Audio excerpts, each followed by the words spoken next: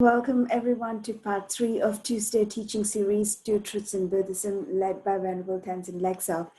Video recordings of part 1 and 2 are now available on CKSL YouTube. With that, let's welcome and turn it over to our precious teacher, Venerable Tenzin Legtsok. Venerable. Hello everyone. Thank you, Shati. Hello everyone. Welcome back. So we'll continue our little look at the two truths today.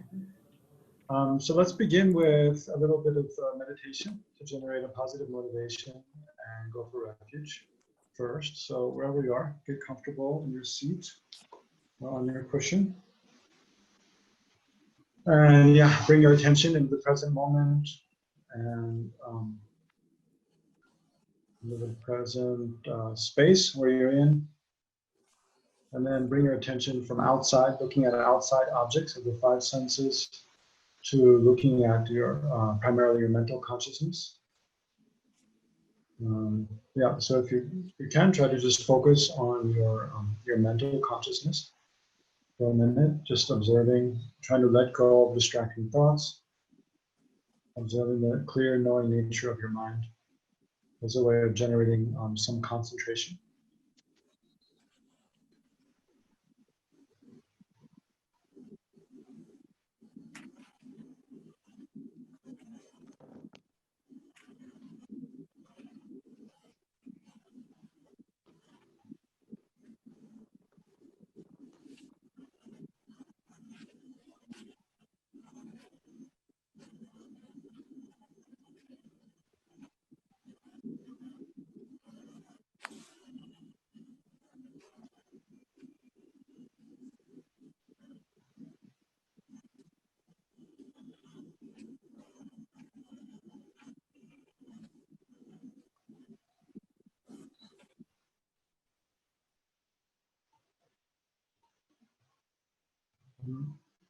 And then, so we'll do a brief meditation on the four immeasurable thoughts. So let's begin by visualizing ourselves surrounded by all sentient beings, beginning with our mother of this life to our left, and then all our female friends and family to our left and behind us. And then our father of this life to our right, and all our male family and friends to our right and behind us. And then, so this is the class of friends. And then those who are antagonists, the opposite, those who are most prone to become disliked and become angry at, and will feel harm us. So imagine if there are such, these individuals seated directly in front of us, facing towards us. And then imagine all the other sentient beings, humans, animals, and so forth, all in human form, seated all around us.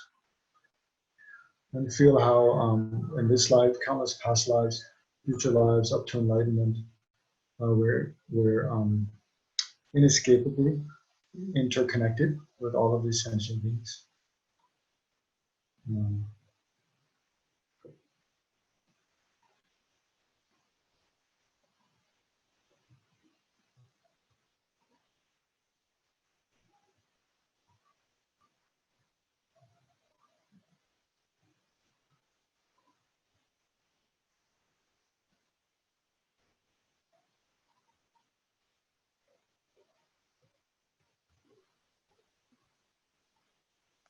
So first we meditate on immeasurable equanimity, thinking by that how wonderful it would be if all sentient beings were free from the closeness of attachment and the distance of hatred.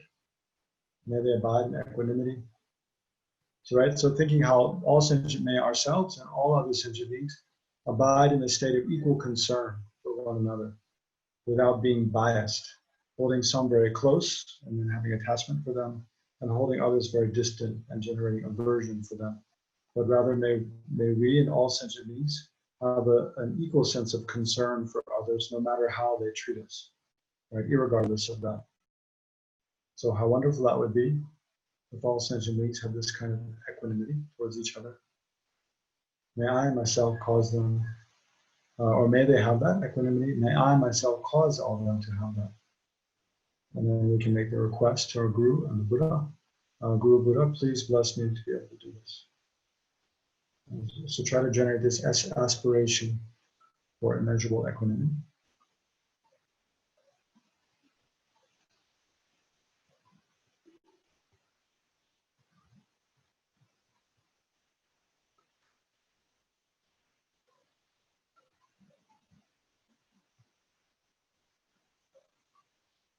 right? And then tie it back to what we're doing in this session, like looking at the two truths. So we can think more specifically, independence upon studying, reflecting on, meditating on the two truths, ultimate truth and conventional truth. Then through the force of this, may I be able to actually lead all sentient beings to the state where they have equal concern for one another. Right, so first may I generate equal concern for others, and then may I lead all sentient beings to have that same quality of concern for each other.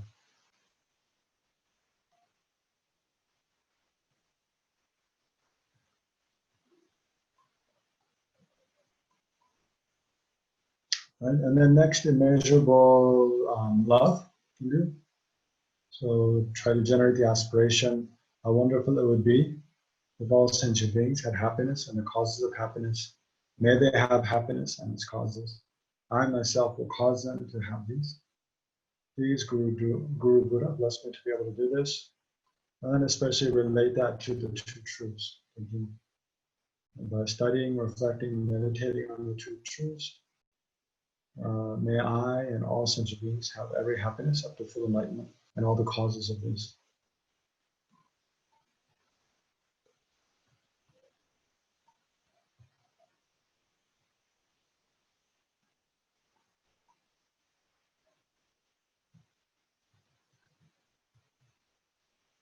And then immeasurable compassion. So try to generate the aspiration that how wonderful it would be if all sentient beings were free from every form of suffering and the causes of suffering. May they be free from these. I myself will cause them to be free from suffering and its causes, especially by engaging in this session on the two truths taught by the Buddha. Then may I free.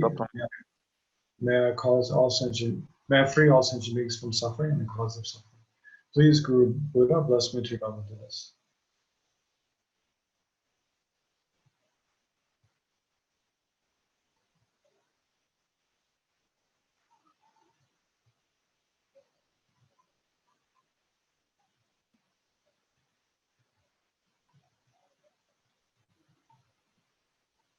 So especially think in a very realistic way, what sufferings there are in the world.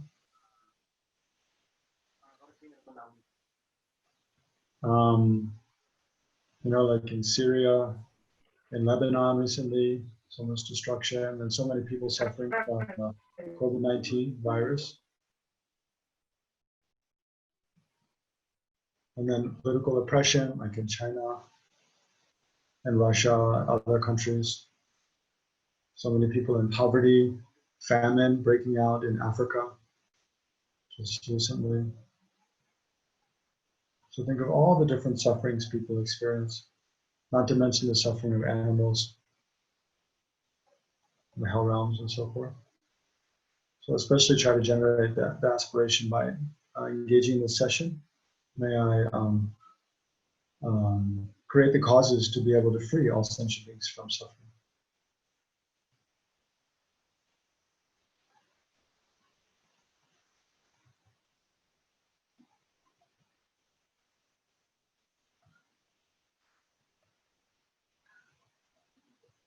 And then finally, immeasurable joy.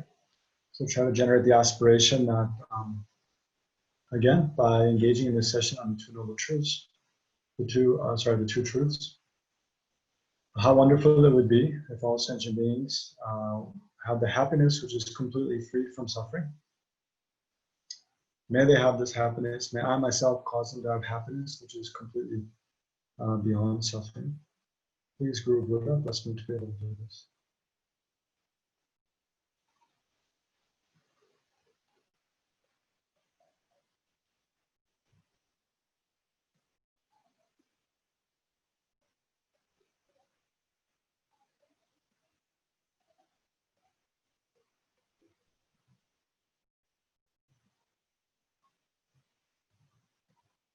And then finally, if you like, you can visualize Shakyamuni Buddha in the space before you in the refuge field. And then we can, generating the mind of refuge, seeing the suffering of ourselves and all sentient beings, and wishing to be free from it, especially the suffering of future lives, suffering of samsara in general. And we take refuge in the Buddha and recognizing the Buddha Dharma Sangha's ability to protect us from suffering. And we take refuge in the Buddha Dharma Sangha. So we can recite the Sanskrit refuge to Buddha Dharma Sangha as it's found in the beginning of the Lama Chopa Puja.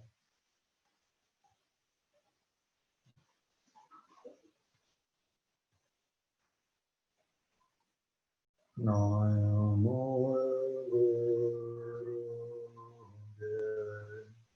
Namo Buddha Namo Dhamma Namo Sangha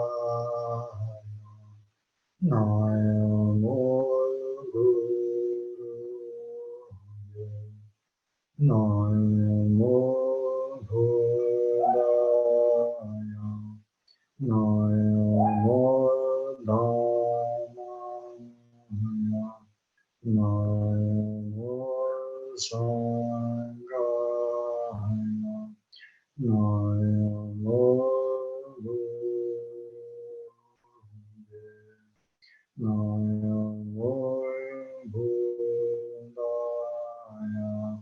Namo Dhammaya Namo Sanghaya.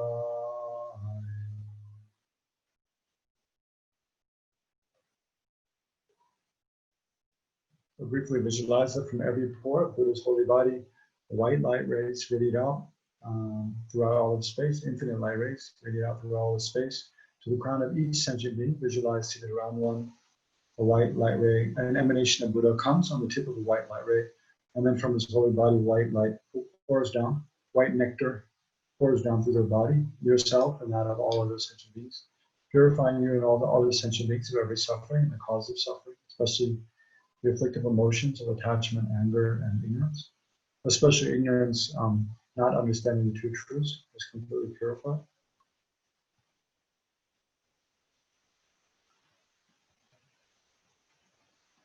And then imagine golden light rays radiate out from every pore of Buddha's holy body. On the tip of each light ray is an emanation of Shakyamuni Buddha. So an emanation of Shakyamuni Buddha comes to the crown of yourself and all other sentient beings, visualized seated around you. And from these holy bodies of Buddha, golden light, golden liquid like nectar, pours down, filling the body of you and all other sentient beings, blessing you and all other sentient beings to have every realization on the path up to full enlightenment, from Guru devotion up to full enlightenment, all the realizations of the graduated path to enlightenment. And especially blesses you and all those sentient beings to have perfect wisdom, realizing the two truths.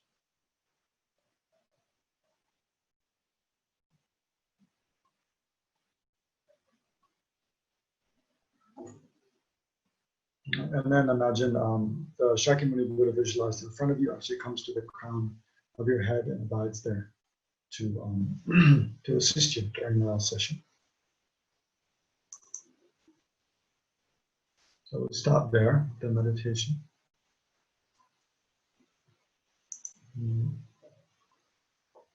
So yeah, welcome again, everyone. So we continue with the two truths today. So now we should get into the main part of the kind of presentation today. So first I'll share my screen with you, just to briefly review what we've gone through before. Okay. So we went through, last session, I think we were still speaking about the importance of understanding the two truths. So because a misunderstanding of the true truths, in short, is the root of all suffering. And then understanding how the true truths are related to the whole of Buddha's teachings by seeing how they're a basis for Buddha's teaching of the Four Noble Truths, and then a basis for understanding why the Buddha Dharma Sangha are a valid refuge. So we looked at this verse from The Ornament of Clear Realization by Maitreya. And then I think I spoke about at the end of last session how emptiness and existence, or emptiness and dependent origination, are compatible. So that was also the main topic for His Holiness Dalai teachings. Yeah, if you have a question, can you type it in the chat? Otherwise, if yeah, I can answer later. Yeah, so understanding how emptiness of inherent existence, which is basically what ultimate truth is according to the consequentialist school, the consequentialist school, how that's compatible with existence. Or, and another way of saying that is how emptiness and dependent arising are compatible. So this was the main topic of His Holiness' recent 3-day teachings, last Tuesday, Wednesday, Thursday, for which I gave review sessions online. So I think there are videos available of that on Facebook, I think, and hopefully on YouTube soon. But anyway, we'll talk about this more in more detail when we talk about the middle way consequentialist presentation of the two truths. That's the last thing we'll talk about in this course. But in short, it's important to know that conventional truth and ultimate truth are not, one doesn't exclude the other in the sense that they're compatible. Both can exist together. And then I ended last session briefly by giving us homework to think about how, in general, by reflecting, so what's a way to begin? So how to develop an understanding of the true truths, right? So there's two things here. One is just to reflect how things are, there's a difference in the way things appear and the way that they actually exist, right? So reflecting again and again on the differences between the way things ordinarily appear and how they actually exist. So we have to again and again ask ourselves, do things actually exist in the way that they're appearing to me now in different situations, right? So an easy place to start is with when we feel strong afflictive emotions like anger, attachment, jealousy. Then it's quite easy to see in those cases that, like when we're angry at someone, we distort our perception such that we exaggerate the negative things that we see about them. And we see only those things. We lose sight of anything positive about them. And the negative things we do see, we blow them out of proportion. So they seem like that's all that the person is these negative things we see about them. And conversely with attachment, when we're very attached to someone, very attracted to someone, emotionally or physically or whatever, then we project onto them that their own, that they only have these positive qualities that I perceive, that I'm attracted to, and they don't have any negative qualities whatsoever. And then we exaggerate those positive qualities such that, if we see that someone's handsome or attractive, we think that, they're the most handsome, the most attractive person in the world. If we think that someone's really, smart that we're attracted to, then we exaggerate how smart they are. The same with the food, food, if we have a favorite food that we haven't had in a long time, we exaggerate the ability of that food to how delicious it is and how much we'll enjoy when we have it. So so both these two sides of kind of distorted emotions, aversion, anger on the one side, and attachment or jealousy on the other, they distort our perception, or the way things appear to us through the force of those afflictive emotions, and also the false concepts, so the incorrectly believing concepts that underlie them. Those distort the perception of reality. Yeah. So let's see. I gave that as homework. So I wanted to ask you guys. Well, I'll just look at the verse because I did go over this verse very briefly last time. So we'll just read it again. So this is by Chandrakirti from Entering the Middle Way. Says, so this is, of course, Chandrakirti is presenting according to the middle way consequentialist view. But generally what he says here applies to the presentation of the true truths by most of the Buddhist schools, the 4 main Buddhist schools we're going to look at. So he says, all entities bear dual natures, as obtained by correct or false views of them. right? So what he's saying is when we correctly view the ultimate nature of things, the most fundamental nature of things correctly, that's ultimate truth, right? That's why it's called ultimate truth, because when we search more and more deeply for how things exist, for the way they actually exist, what we ultimately or finally arrive at is the view of the ultimate truth. Whereas our ordinary perception of things is our false view of things, right? So like just to, well, let me just read the verse and then I'll come back and explain it. So all entities bear dual natures as attained by correct or false views of them. What is seen by perfect vision is the ultimate truth. What is seen by false vision is conventional truth. It is taught. So it is taught by the Buddha. So just think in the example I just gave, right, of like aversion, anger, or attachment to someone. So when think about anger, it's more easy to see, right, because it's a more severely distorted emotion. So it creates a more severely distorted kind of perception. So think about when we're angry at someone, for example, we we just see we see them in a very negative light, right? And we simplify the entire person. So we reduce the person to the things that we don't like about them. So we lose sight of any positive things about the person. So we have to check can we see a difference between when we're angry at the person at that moment and the way we view them versus, before that, the way we viewed them before we got angry, or long after that, like after we were angry at them, and then later when maybe they apologize and we forgive them and we kind of we make up, and we're not angry at them anymore, than the way we perceive them then, right? So which is a false view in terms of like, of course we're not looking at their ultimate reality, but which is a false view of the person, and therefore is kind of like an analogy for conventional truth, and which is a perfect vision or a more accurate vision of the person, right? So this is what I asked you to do, and as your homework last week was to try to think about instances when you had a very distorted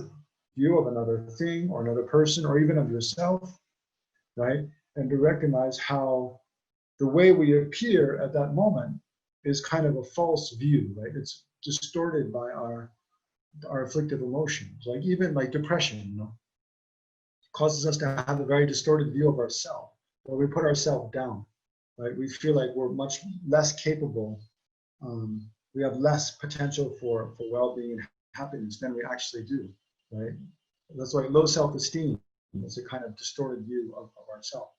But then if we think in a more rational way sometimes, or when we just gain a state of more, equilibrium, or we have a more balanced perspective of ourselves, we have a more balanced perspective on other people, we're not so much in the heat of attachment or the heat of anger or in the grip of low self-esteem or depression. Then when we get a more balanced view of things, then we see the way we see ourselves and the way we see the others is different, right? And more close to like reality, what we really are. So I wondered did you guys remember to do the homework to think about that? And if you did could you see that? Or maybe even just thinking now, can you see that? How that is some truth to that? That,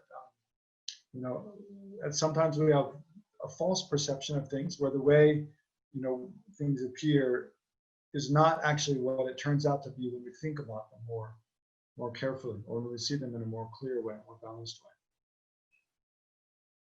So then if you could find a good example of that in your own experience, I wonder. If you can, then you can, I don't know, unmute yourself or raise your hand or type something in the chat or something like that.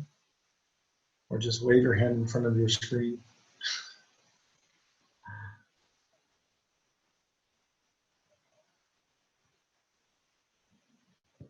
Dilshad's smiling. Maybe Dilshad had a good one. Did you find some good example, Dilshad?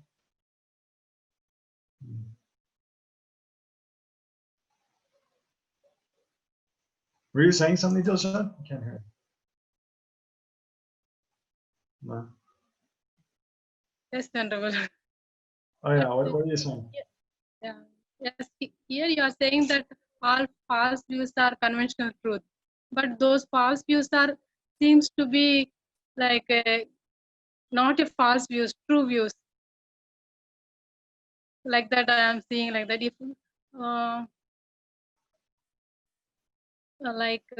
if something I don't like, but my sister likes that, I don't like Yeah. that, but she likes that. She's forcing me to say that it's good, it is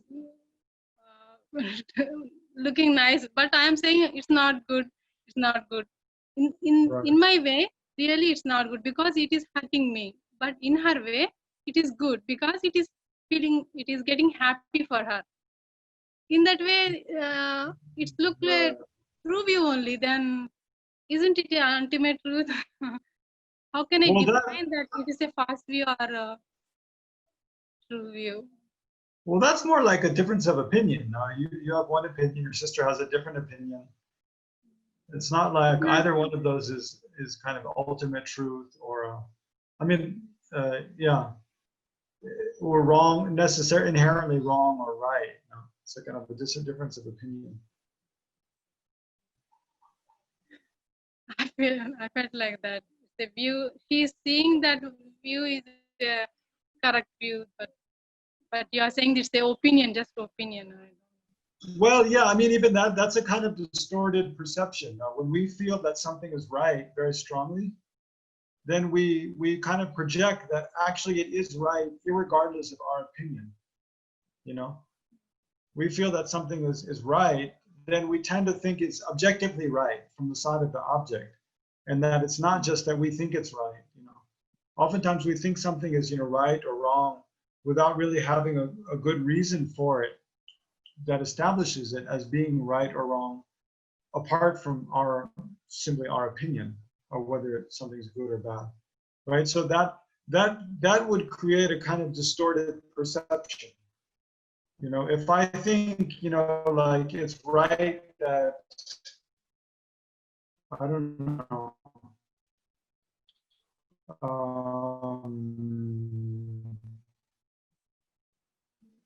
maybe it's right that, I mean, of course that is the law, but even because something is the law doesn't mean it's necessarily right. You know, sometimes there's laws made that are actually unfair. So even that's a place where people disagree a lot. Some people think, oh no, because it's the law, you should follow it. But then in other cases, one group of people might think, well, that law is not fair actually to a certain group of people. So actually we shouldn't follow it. We should protest against it. You know. So then, but then we tend to project that what we think is right is not just that, but that there's an objective reality to it. So that we tend to think that our opinions have some some reality outside of just our opinion. In the world, that's really the way the world is that what we think is right actually. So yeah, but both of these cases, this example and also like the example I was giving of afflictive emotions, they're both, I mean, we're not really talking about actual ultimate truth and conventional truth here. We're just talking about, and they're just analogies for how, or examples of how the way we perceive things is distorted most of the time. And the way things actually exist is something different, but we can only get at that through kind of analysis. I don't know, do any of you else, any others of you have an example you could maybe share or question in this regard?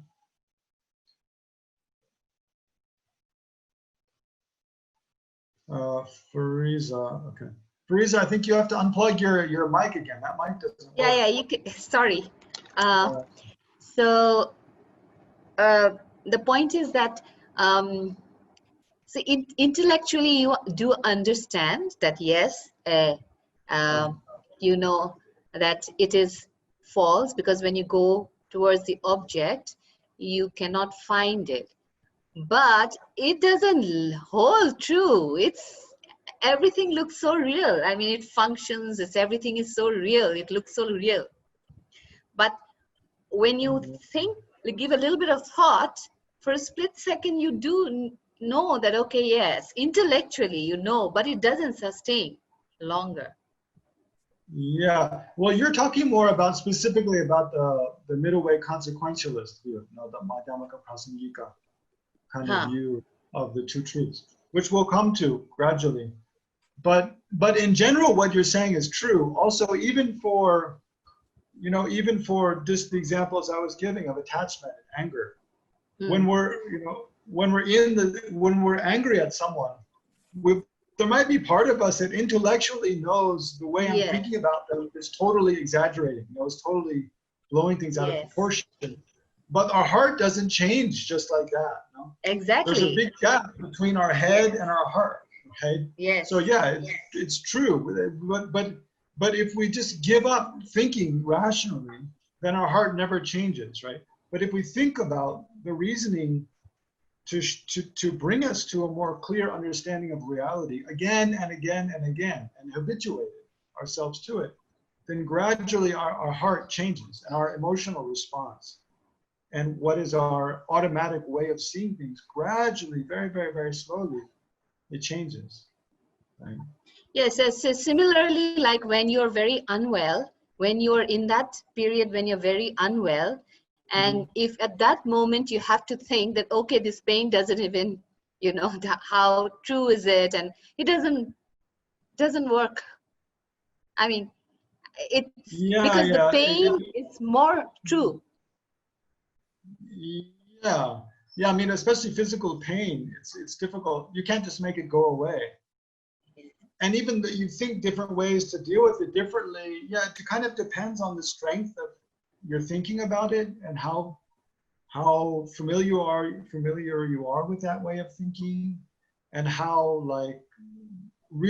how much you really believe that the way you think about it can change the way you experience it.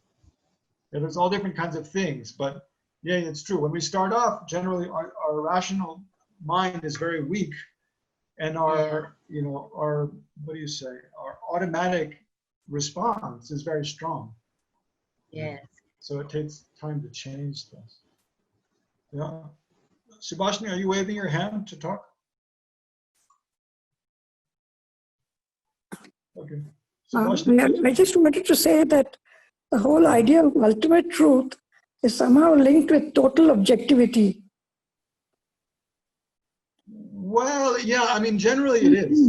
Generally that's true, but actually, I mean, and in the case of, we're about to start looking at the 4 Buddhist tenet schools. In the case of the first 3, that's true, that ultimate truth is related to some objective reality. But in the case of, Nagarjuna and Chandrakirti and the middle way consequentialist school, for them, ultimate truth actually is a radical rejection of any objective reality. But we'll come to that after a few weeks. Did you want to add something, Subhashini? Yeah, then what would it, I mean, then in a way it's nihilistic then. If we do not want to acknowledge it either as objectivity, and subjectivity, of course, is not,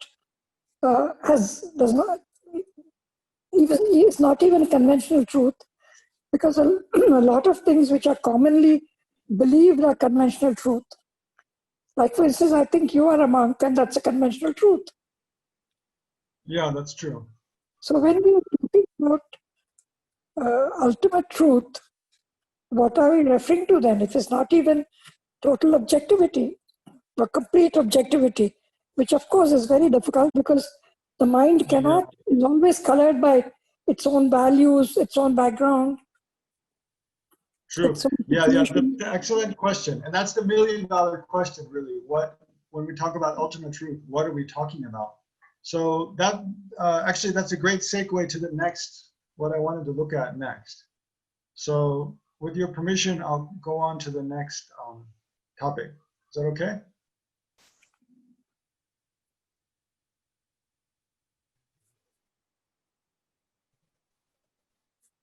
Okay.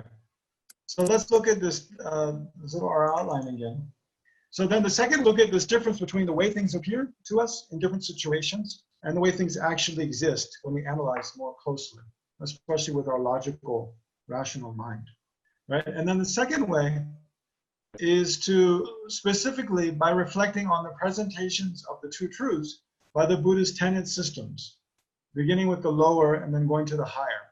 right? So how do we get a deeper understanding of the two truths? By looking at the two truths, the way they're presented in different ways by primarily the four main Buddhist tenet schools, right? So here we have we have in this outline, so we have four main Buddhist tenet schools. There's two of the Pali tradition and two belong to the Sanskrit tradition, right? So the first two, and we're going from from the Madhyamaka point of view, what are considered the lower versus what are considered the higher. Of course, according to each of the tenet schools, they're right and everyone else is wrong. But in the Tibetan Buddhism, all four schools of Tibetan Buddhism, the Nyingma, Sakya, Kagyu, Gelug, they all accept that the Madhyamaka Prasangika is correct, or especially the Madhyamaka school is the correct presentation. So from that point of view, then we'll look at them from their definitions of the two truths from lower to higher. So the two in the Pali tradition are the Great Exposition School, or Bhashika, and the Sutra School, right, or Sutantrika, right? Sutra is just a Sutra school. And then in the Sanskrit tradition, there's the mind-only school and the middle way, and then the middle way school. So then the middle way school has two. There's the middle way autonomous and the middle way consequentialist school. So we'll look at each of their definitions of the two truths one by one. So first, the Great Exposition School, their definition is radically different than all of the others. So, yeah. So the idea, well, let's look at their definition first, and then I'll explain. So first, according to the Great Exposition School, their definition of conventional truth is a phenomena such that an awareness apprehending it is canceled if it, so here it means if that phenomena, if the phenomena is broken up or mentally separated into its individual parts, right? So again, a phenomena such that an awareness apprehending it is canceled or destroyed if that phenomena is broken up into many pieces or it's mentally separated into its individual parts, right? So let me give you an example here. We'll say my watch. I have this example at home. Here's my watch. I'm keeping track of our time in the session. So we have an eye consciousness that sees the watch, right? Or any of the things you see around you with your eye consciousness, your computer, your phone, or your table, or whatever. So if I were to just tear this watch apart into pieces, take this band off, and cut this part of the band up into pieces, and then smash up the face and take it all apart and spread all the parts out on a table, then would I have an awareness that sees a watch at that point? No. You should all be nodding your heads. No. So again, imagine, say I take this watch and I take it all apart. I take the back off, I take the face off, I take all the gears and the battery all apart, and I take the bands off, and I spread all the parts out on the table. At that point, would I have an eye consciousness that sees a watch? No, that eye consciousness would have been destroyed. Or even a more easy example, say I have a glass of water. And then I drop the glass of water on a floor and it smashes into pieces and the water goes all over the place. So when I was holding the glass in my hand, I had an eye consciousness that sees a glass, right? But when I drop the glass on the floor and it smashes into pieces, then I no longer have that eye consciousness. It is destroyed, it disappears. So let's compare that back to our definition. So that glass or the watch is a phenomena such that an awareness apprehending it, so in these two examples, I'm talking about an eye consciousness apprehending it, is canceled or destroyed if it is broken. So in the two cases I give, we're talking about broken. If it's broken or mentally separated into its individual parts. So the two examples I gave are something that's broken. So what are examples of something that's mentally separated into its individual parts? Say I take this cloth. So this is my Zen. There's this piece of cloth, right? So I can't break this. Even if I drop it on the floor, it's not going to break, right? But we can, this piece of cloth, we can mentally separate it into parts. How? because we know it's made of threads, right? There's threads going the lengthwise and there's threads going widthwise. So mentally, if we think about like what the cloth is in more detail, then we know it's made up of all these fine threads.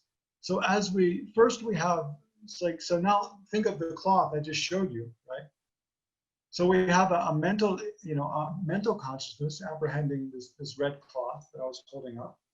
And then we can mentally, how do you say, dissect it, right, into parts and think, okay, there's individual threads going lengthwise and then individual threads going, widthwise. And I can, mentally kind of imagine dividing up all those parts.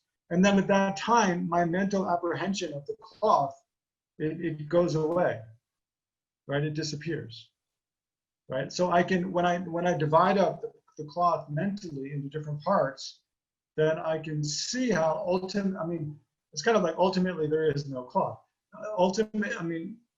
I can basically destroy my apprehension of the cloth in a way, right? By thinking about its individual parts, right? So that for the Great Exposition School, then phenomena like this. So all physical phenomena, right? Everything that's physical, basically. Well, check if it's true. But like things we can see, sounds we can hear,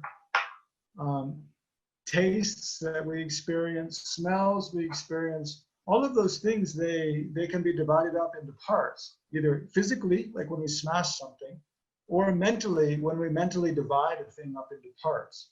And when we divide a thing up into its constituent parts, then the awareness which apprehends that thing, it disappears, right? So let's just look at the definition one more time, and then if you have, I'll check with you if you have any questions about the definition.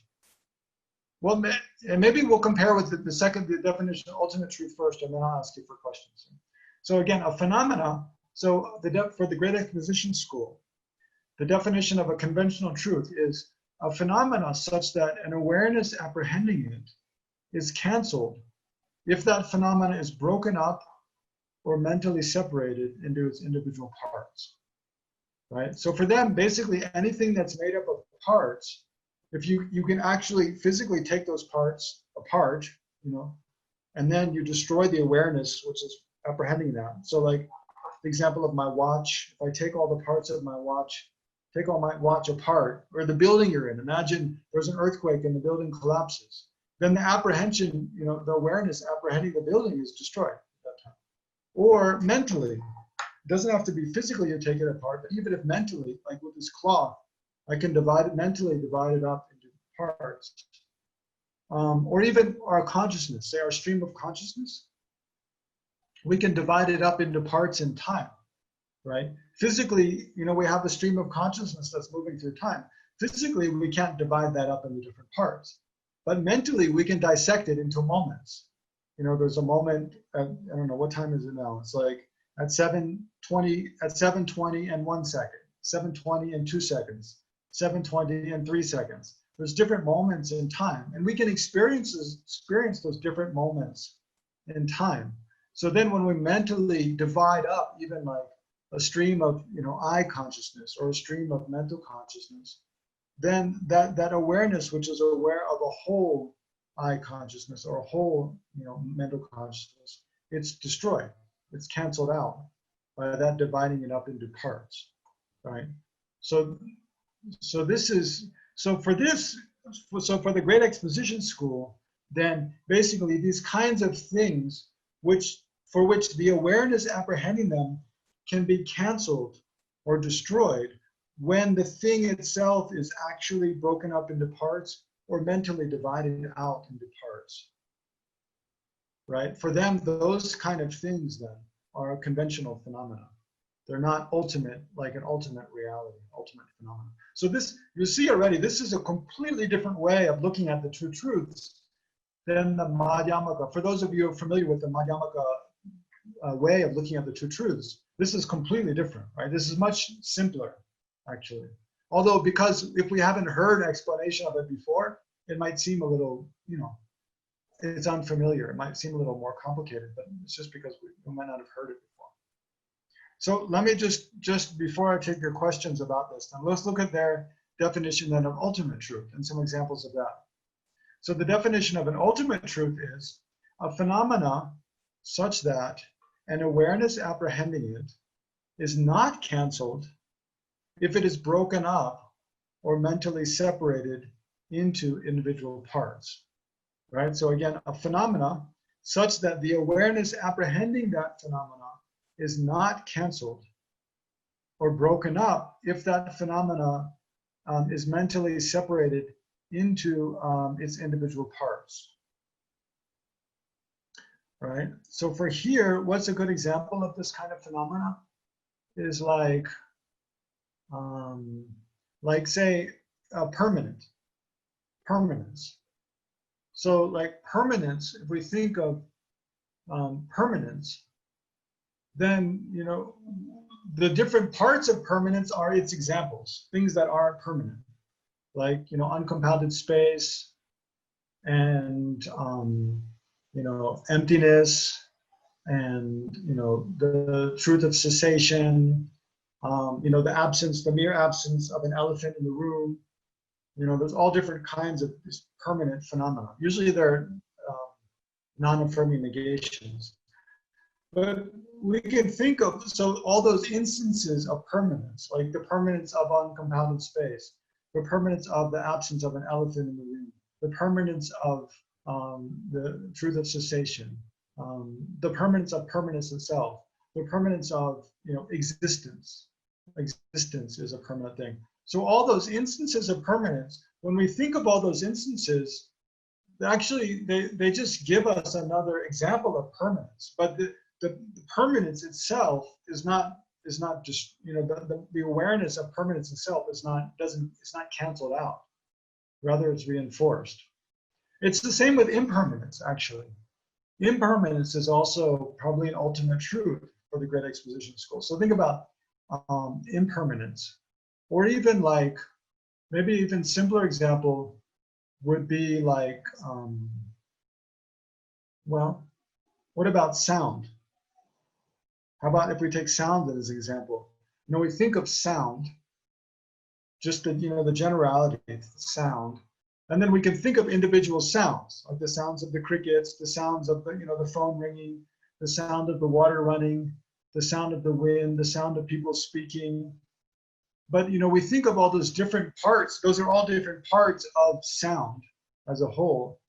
But when we think of all those, they don't really, do they destroy or cancel out our awareness of sound as a general thing? I don't think so. Let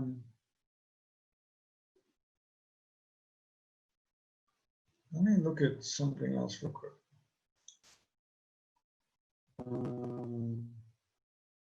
So if you have any questions, you can type in the chat, or yeah, raise your hand. But I want to check something else, just 1 minute, and then I'll come. I'll ask you for questions. Let's see.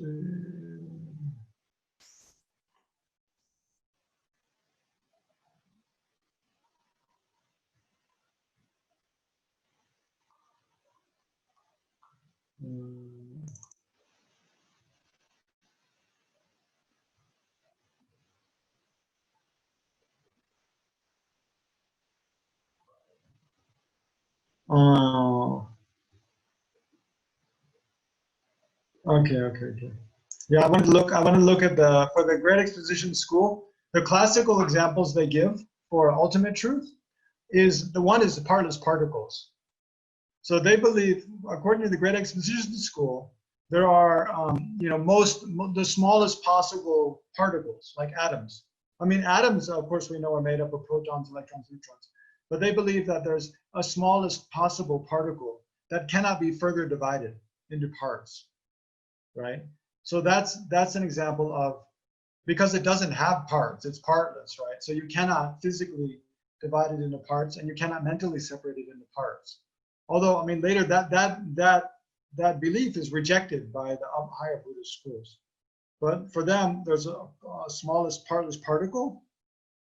So that's an ultimate truth. And then there's also a shortest possible moment of mind, of consciousness. There's a shortest possible moment of consciousness, which cannot be further divided into a smaller moment, right? So that would be an example of something that, well, because it cannot be divided into a smaller moment, then it's an ultimate truth. Although again, that assertion that there is such a thing is rejected by the higher Buddhist tenet schools. And then, yeah, also uncompounded phenomena. So for them, all permanent phenomena. Uncompounded phenomena means permanent phenomena. So for them, all permanent phenomena are this kind of our ultimate truth, actually, because they cannot be divided into parts. The solar system, Subhashini is asking. No, the solar system, it can be divided into parts because you can divide it into the planets. Like if you think about the solar system, you have a consciousness that's aware of the solar system, but then you mentally divide it into parts. Think how there's Mars, there's Pluto, there's Venus. Or maybe Pluto's not part of it anymore. I forgot. There's Venus, there's Mercury. So as you divide it into parts, your awareness of the whole solar system is canceled out. So that would not be an example. Yeah. Okay. So what do you have questions about this Great Exposition School view? Anyone?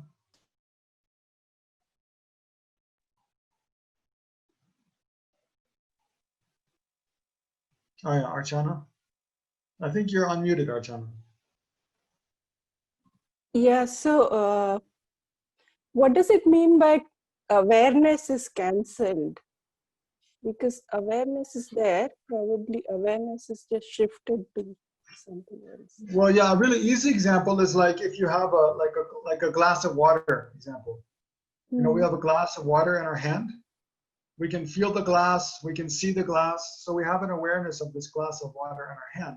And then if we drop it and break it, then the awareness of a glass of water is destroyed, right? There is no more glass of water at that moment. It becomes awareness of broken but glass. I mean, like the sense consciousness preceding that glass of water are destroyed when it's destroyed. Okay, basically it means the previous consciousness that. And then also, if you look at the mental consciousness apprehending the glass of water, if we think of the glass, but then mentally we imagine dividing it up into parts of its parts.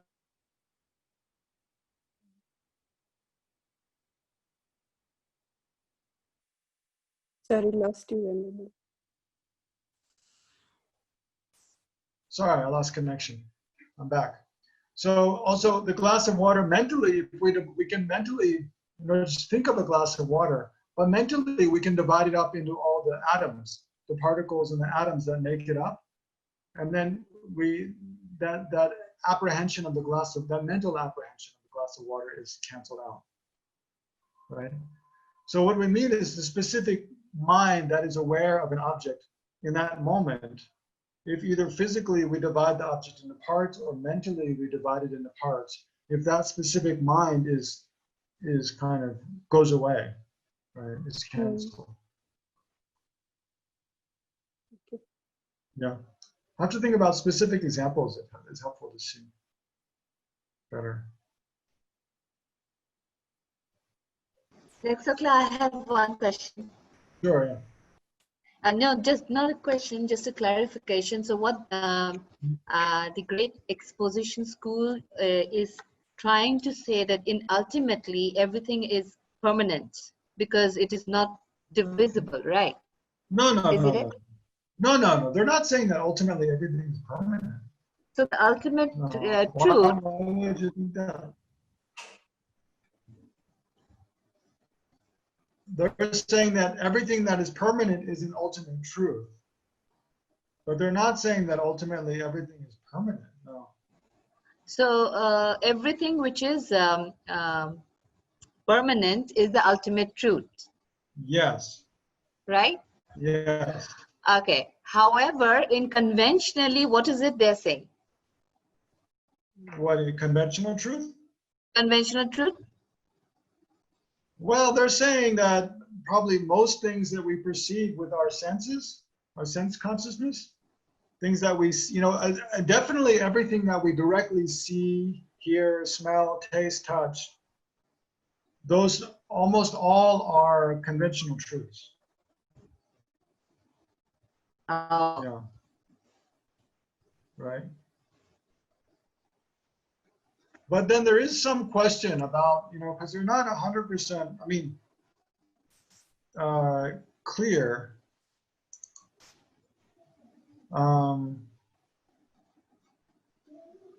So here, look at their, I don't know if you can see, their, let's see, I can blow it up a little bit.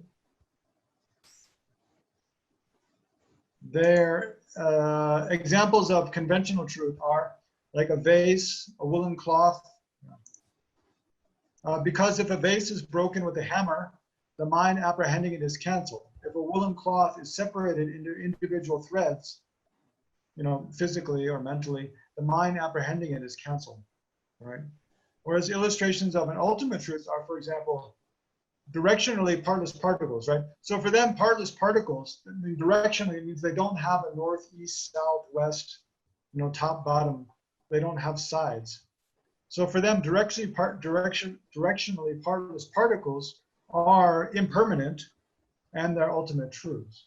So they're not saying that everything that's an ultimate truth is permanent, right? Because they accept that partless particles and shortest, so particles that are so small such that they cannot be further divided, right? And also moments of consciousness that are so short that they cannot be further divided into shorter moments. Those things are both impermanent and they're ultimate truths, right? Because they're like the most subtle building blocks for everything in a way.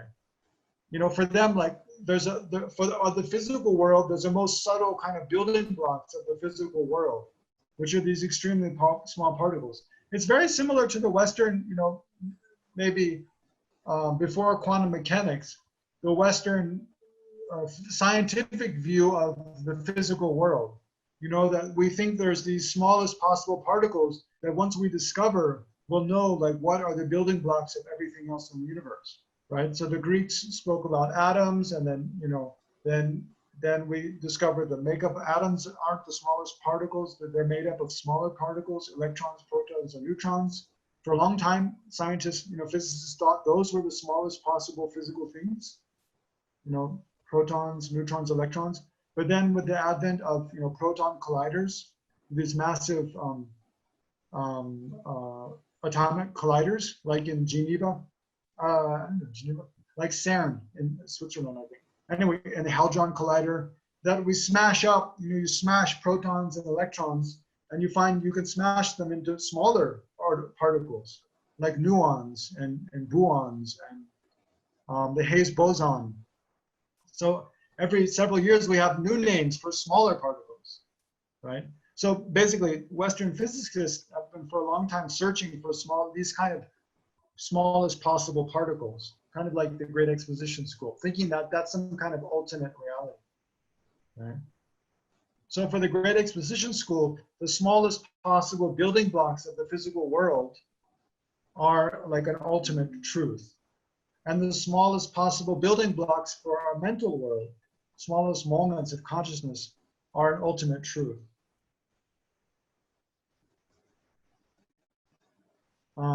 And then permanent things, because permanent things are merely they're merely imputed by concepts, right? They don't have any kind of directly perceivable reality, like with our senses or with our, they cannot be directly perceived with a mental consciousness. There's something that they're projections of our concepts. Permanent things are kind of merely imputed by concepts. So they cannot be divided into smaller parts, and for that reason, then they're ultimate truth for the Great Exposition School. But that doesn't mean they're more important than anything else. That's just kind of the way that they define ultimate truth. Yeah. What is really important, I mean, in this presentation of the two truths by the Great Exposition School, is that, you know, they're looking for what is the most fundamental stuff in existence, right? So they're finding that a phenomena such that an awareness apprehending it is not canceled or broken up if it is, you know, a phenomena such that an awareness apprehending it is not canceled if that phenomena is broken up or mentally separated into individual parts. Right? So they're looking for things that, you know, they can't be broken up into parts. They can't be divided further into smaller things. And so for impermanent things, that's the smallest particles and smallest, shortest moments of mind, then those are like the fundamental building blocks for everything else, and therefore they're kind of an ultimate truth. But we can see, like when we look at a watch, or we look at a vase, we don't see those particles. You know, when I look at the watch, it looks like it's this whole thing. But when I analyze, I see that, you know, it is made up of all these very, very, very tiny parts.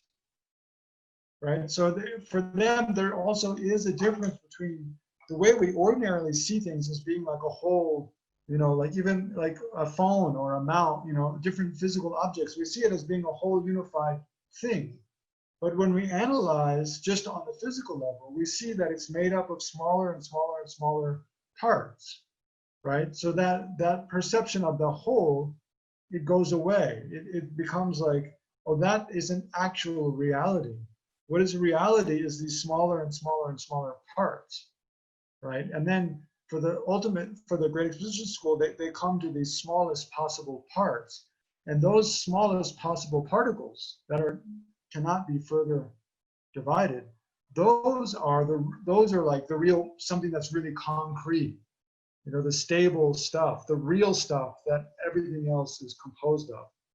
So for them, the difference between the way things appear and the way they really are is this difference between like seeing something as, you know, physical things, for example, as a composite whole, where actually it's not one whole thing. When you search, you find smaller and smaller parts. So that smaller parts is much more real than that perception of one whole thing. Right? So that's kind of their rationale, right?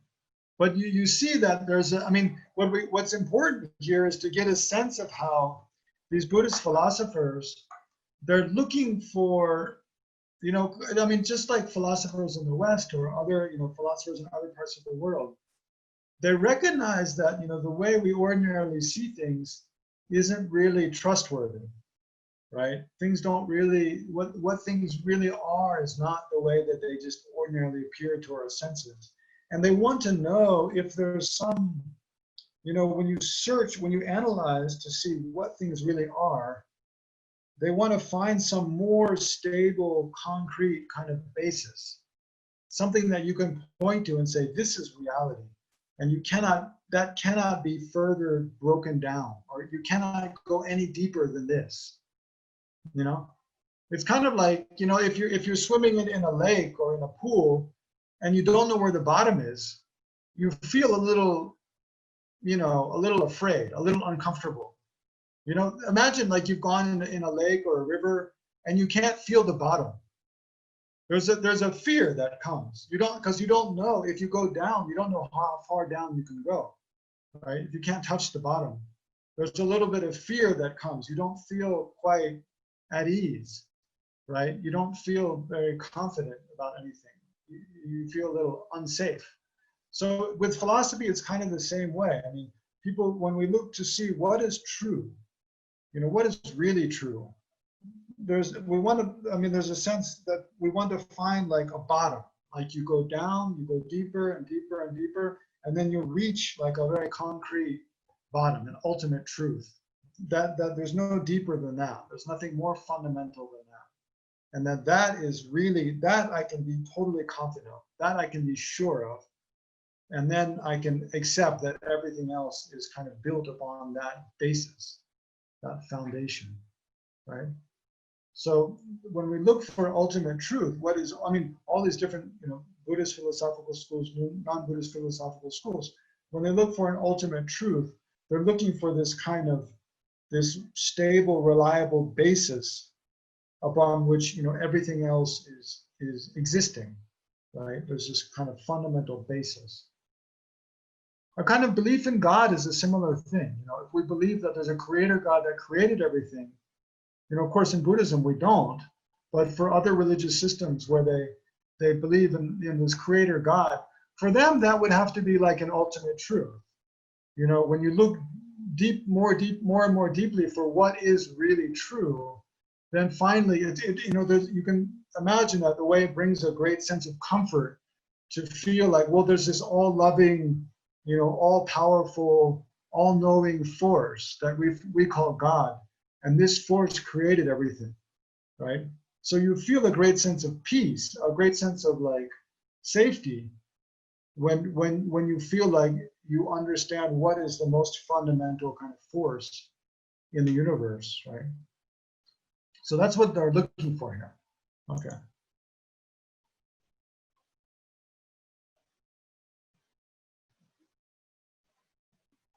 Yeah. So, any question? Venerable, there's a question from Vinay in the chat box.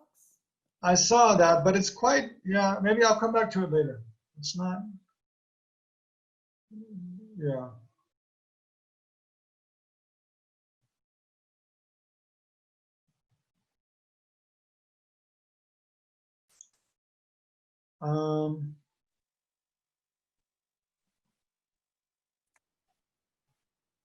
Well, why don't we take 5 minutes and meditate on this? Just think about it, meditate on it, and then maybe you have questions.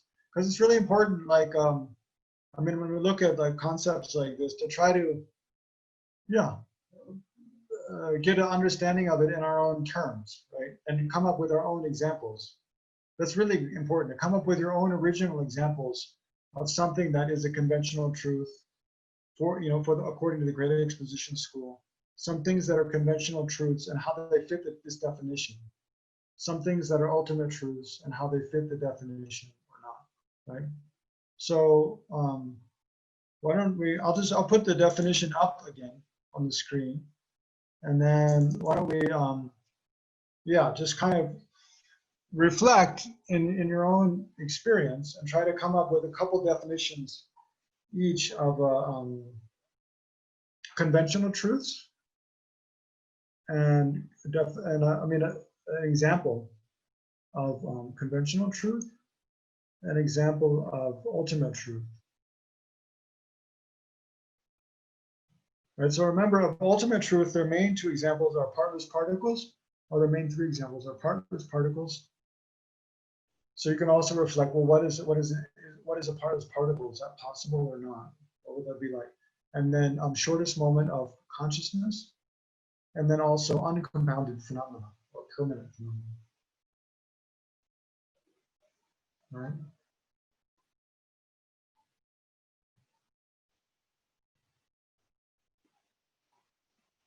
So try to think of a couple examples of each.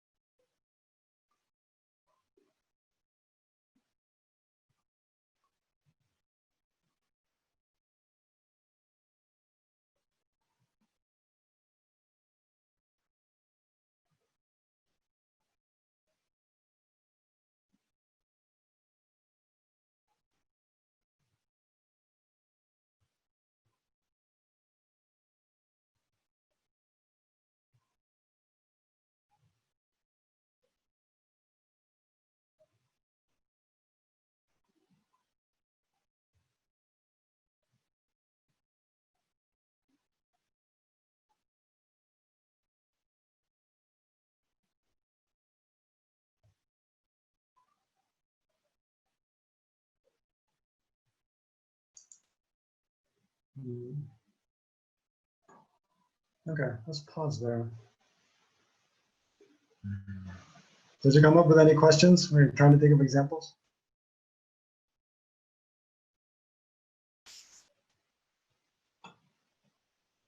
Okay, it doesn't look like it.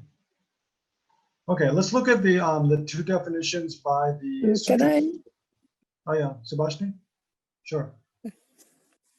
You've just now talked about the creator God that people believe in, and they attribute the qualities of having created the universe or whatever else, and they're also given a certain kind of a special status. Now, I find that when it comes to the Buddha, similar qualities are at, he may not be considered a creator, but he is omniscient, and a lot of things that all the sutras, etc., are accepted as the ultimate truth. So in that context, I find it a little difficult that you make a separation between what is considered or what is defined as the creator God and what you consider as a person having qualities which are very different from one who's not considered so superior in terms of evolution, spiritual. Well, I mean, the big difference is being a creator or not. I mean, there's no assertion that the Buddha created the universe or the Buddha created us. You know, like in the Bible, you find a description of how, you know, the Abrahamic God created the universe in 7 days, or created men, created women. So that's completely different from the idea of what a Buddha is. And there's no, like the Abrahamic God, there's also no idea that what is called God was an ordinary person before, and then practiced, you know, developing wisdom, developing compassion, engaging in spiritual practices, and then became a fully enlightened person. But rather, from beginningless time, they were always, I mean, the God always had all those qualities that God has. So those are two huge differences, right? And when we think about a Buddha, first of all, we think about a person who was an ordinary person like us before, and then through engaging in practice, spiritual practice, they achieved, you know, the qualities of, they achieved the qualities of perfect, you know, generosity, compassion, wisdom, and so forth. And it's also possible for us to achieve the same qualities, right? I mean, another difference is in the Abrahamic God tradition, and among most theistic religions, there's no sense that, you know, we as an ordinary person can achieve the same qualities as God, right? It's different. And then also in Buddhism, there's no assertion that the Buddha created the universe or created us. Rather, that's something that happens through the force of natural forces. Yeah, but the very process of enlightenment doesn't take place in one birth. It takes place over numerous births. So therefore, it becomes very difficult because he's achieved it in one birth. So if so, then he has qualities which are very different from an ordinary mortal. Yes, that's true. So therefore, the whole concept of enlightenment is not achieved in one lifetime. So therefore, he is a category apart. That's true, yeah. Yeah, but you're talking about a creator God and the difference. So I was just explaining. I'm just saying that on Sunday, in Namjongla's session, he said that His Holiness the Dalai Lama had said he wished he had learned Hindi, but now it's too late. And Namjongla said, but of course he's omniscient. He's an omniscient Buddha. So, I mean, when such statements are made, it makes us think more deeply into this whole schism which is created between a creator God and the Buddha. Okay. Yeah, I mean, I'm not sure what to say. There's different beliefs about whether the creator God exists or not. That's what we're saying. and I mean, if you can find some way to rectify the two, then yeah, I mean, that's your personal kind of choice. You can try to do that. It's also fine. Yeah. Okay, so just to introduce you to these, this in the Sutra school, the definition of the two truths, and then we'll continue looking at this next session, is this. So for the Sutra school, the definition of ultimate truth is a phenomena that is ultimately able to perform a function, right? So phenomena that are able to perform a function means all, basically the main function being referred to here is the function of producing an effect, right? So any phenomena that is able to produce an effect, then it is an ultimate truth, because it has, for them, it's, I mean, the idea of what ultimate truth is completely different, right, than the Great Exposition School.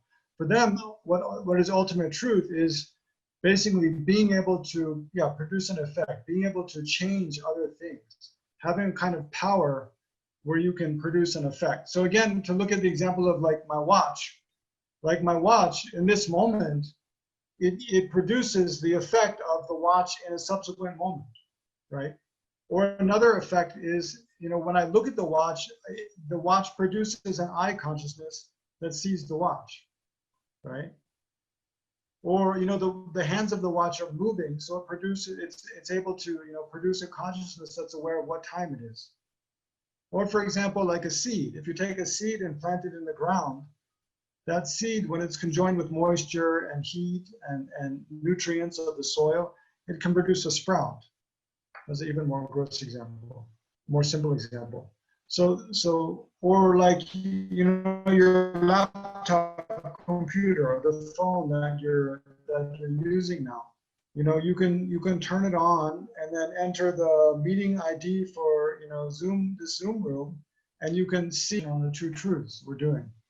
And then it produces the awareness of all those things, right? So anything, basically air, water, earth, you know, fire, any physical thing, it produces a subsequent effects, and therefore it's an ultimate truth because it has the ability to produce an effect.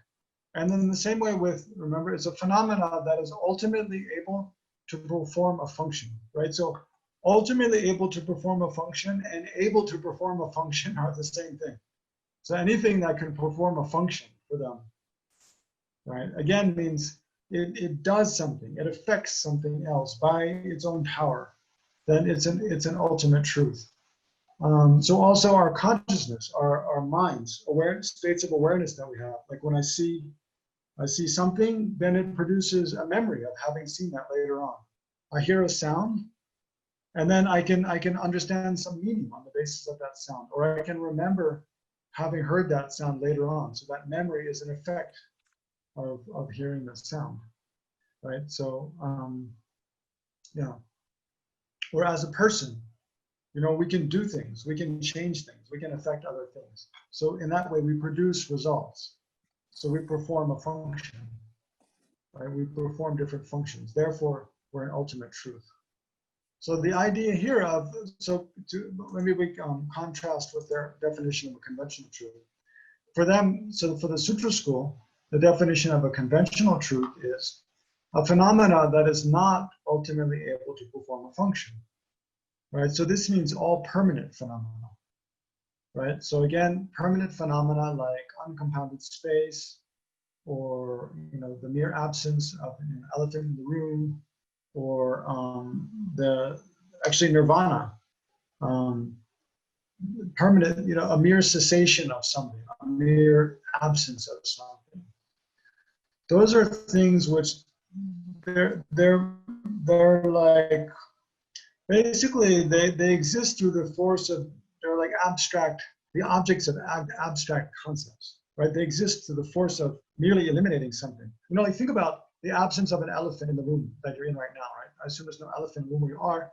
So there exists an absence of an elephant in the room that you're in. So that thing, it's something like intellectually we know, it is actually something that's there, but it's not like a positive phenomenon.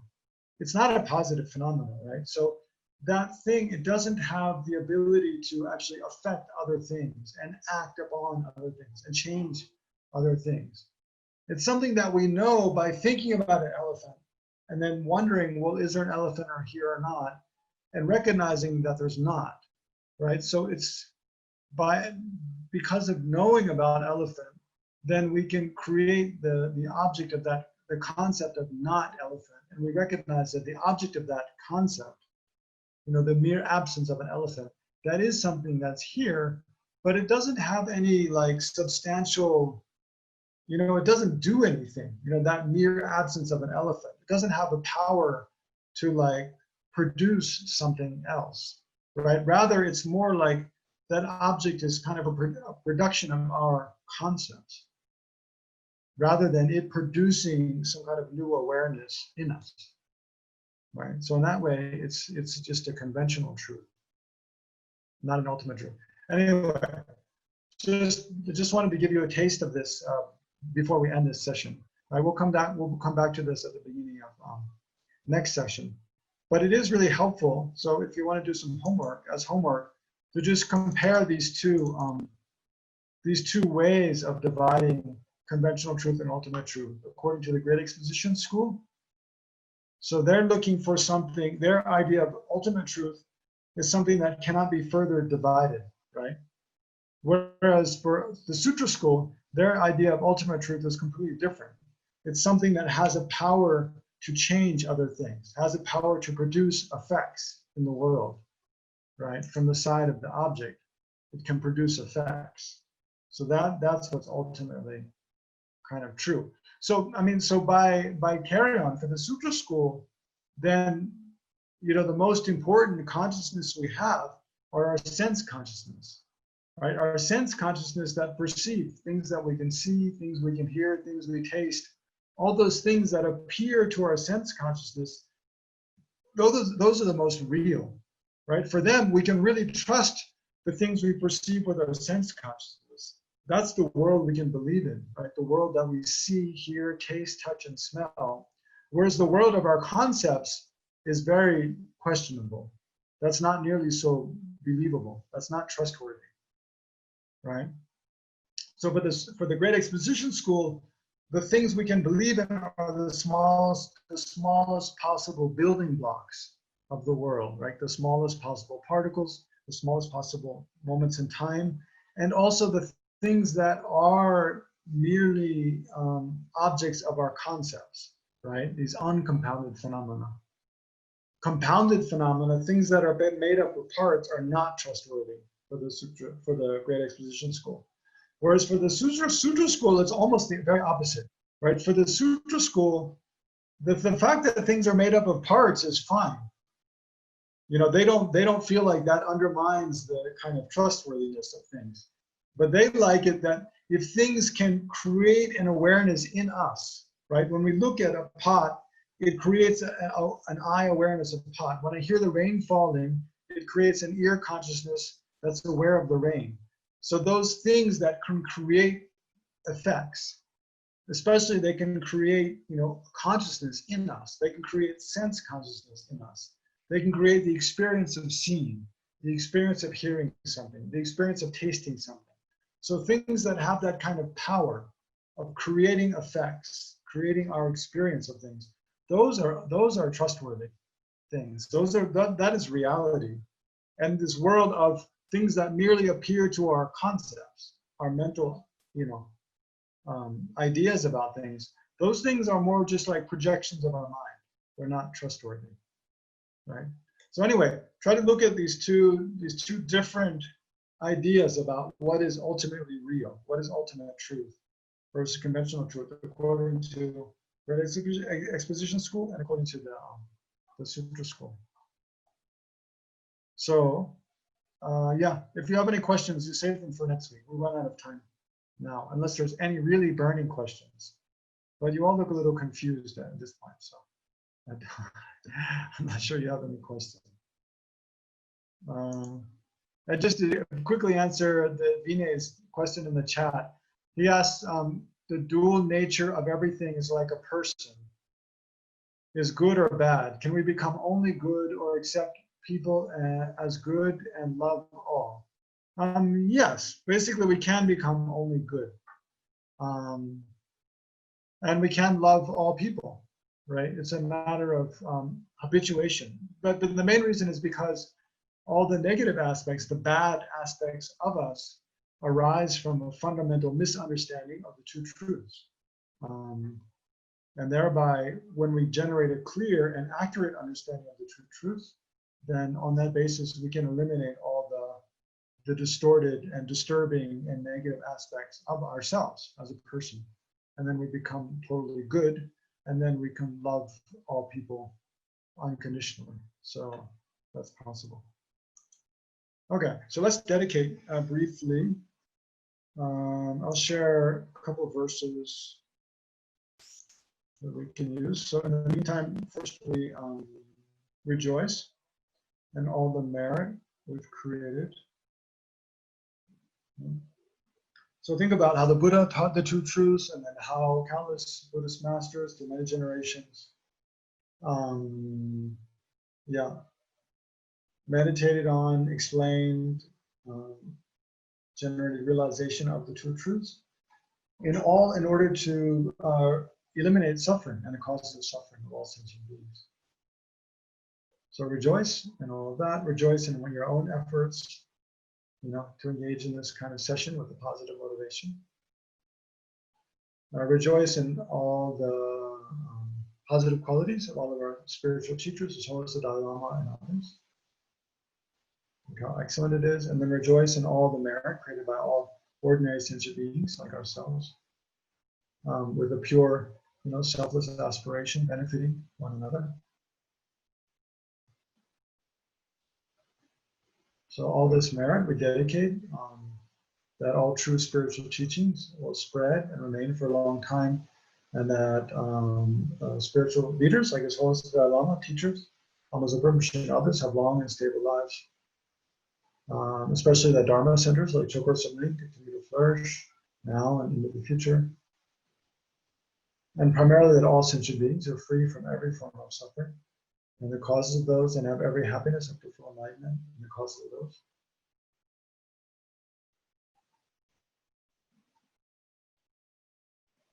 So, and we can read these 3 verses as a dedication. And until they pass away from pain, may I also be the source of life for all the realms of varied beings that reach unto the ends of space, just like space and the great elements such as earth. May I always support the life of all the boundless creatures, for as long as space remains, and for as long as sentient beings remain. Until then, may I too remain, to dispel the miseries of the world. Okay, so thank you everyone for joining. I hope you got some benefit out of the session today. Thank you, Venerable. Thank you, Legtsok. Yeah. Thank you so much. Okay. We want to offer you a massive thank you to you for putting together today's teachings. Thank you very much. Thank you so much. Okay, thank you. Yeah, thank you all. I know it's a little difficult, but hang in there. Thank you all for showing up today, dear brothers and sisters. Thank you. Have a fabulous and fulfilling week ahead, and see you again very soon. Thank you. Thank you, Shankla. Shanti. Thank you so much for organizing. Thank you. Bye, Fariza. Bye, Archana. Dilshad. Bye-bye, everyone. Bye, See you. Bye, Archana. Bye, Dilshad.